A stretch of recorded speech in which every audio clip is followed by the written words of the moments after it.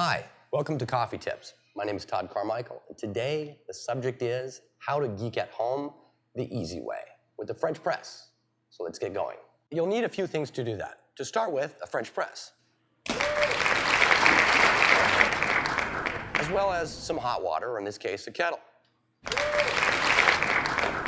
a grinder, a scale, and finally, some whole bean coffee. I've chosen Worka. It's an Ethiopian coffee and it's one of my favorites, but you can use anything. There's lots of reasons to use the French press. One of the reasons is, well, it's the easiest way to brew coffee at home, period.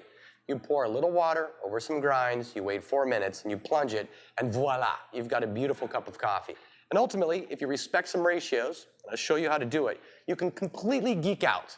You know, all those coffees that have all those hidden nuances in them, you can find them with the French press. So to recap, we have the French press, I have the kettle so I can make hot water, I have a beautiful burr grinder here to grind my beans into a grind of coffee, finally I have a scale, because this is all about ratios, so I have to measure out the coffee, and finally, my coffee of choice. First thing you want to do is put your cup on top of the scale and tear it out. Then, pour your coffee beans in. For this recipe, I'm going to use 45 grams of coffee, respecting the ratio of 1 to 17. You'll want to start with fresh whole bean coffee, like this. Then grind it to a coarseness slightly coarser than table salt. So after scaling our beans, we put them into the grinder and grind them.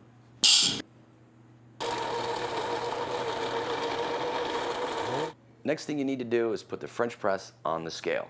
Reset the scale to 0. So now, we add our coffee. In this case, it's 45 grams of coffee. After you do that, set the scale at 0 again. Now I'm pouring in my hot water and starting my timer.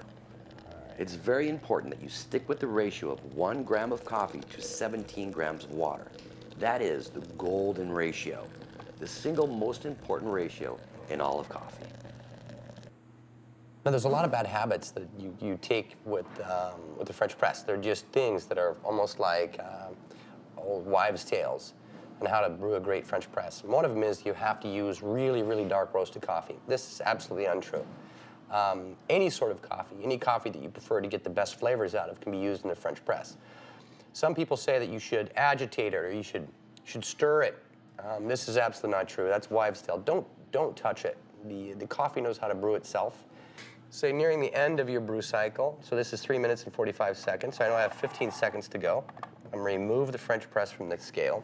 I'm going to take my pump, piston, filter, I'm going to put it in, assemble everything, and in 3, 2, 1, I slowly push down, not too fast, not too hard, nice and slow, until it reaches the bottom.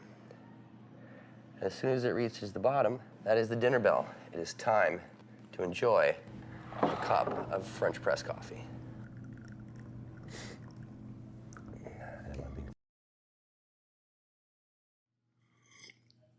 Oh, nice. Oh. And that's how you geek out the French press way. So let's get going. First, the French press. The first thing you'll need, well, is a French press.